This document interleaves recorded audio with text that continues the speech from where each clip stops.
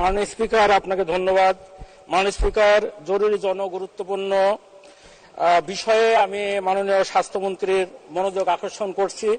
আমার উত্থাপন বিষয়, মাননীয় স্পিকার, আমাদের লালপুর বাগাতিপাড়ার আব্দুলপুরে একটি মা শিশু কেন্দ্র আছে, মাতৃসদন কেন্দ্র আছে, যে কেন্দ্রটা 1967 সালে প্রতিষ্ঠা হয়েছে।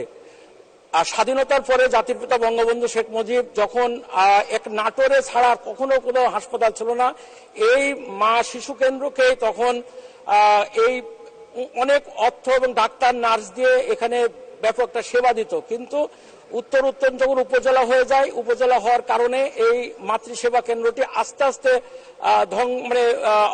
অকেজো হয়ে যাচ্ছে, কোনো ডাক্তার নার্স এখানে দিচ্ছে না।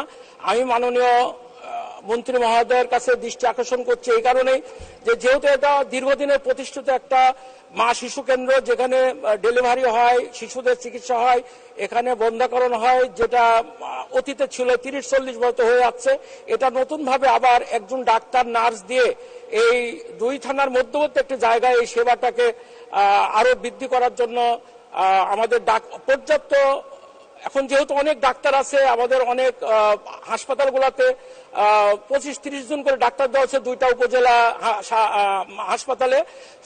ওই জায়গা থেকে আমাদেরও যদি এই হাসপাতাল যদি অন্যান্য জায়গার যে মাতৃ সদন কেন্দ্র যেটা রয়েছে সেই কেন্দ্র মোতাবেক যদি আমাদের এখানে অ্যাম্বুলেন্স সহ আমাদের মাতৃসেবা যদি দেওয়া যায়, তাহলে এই গ্রামীণ এলাকার যে দীর্ঘদিনের প্রতিষ্ঠিত এই মাতৃ সেবাটা আবার জোরদার হতে পারে।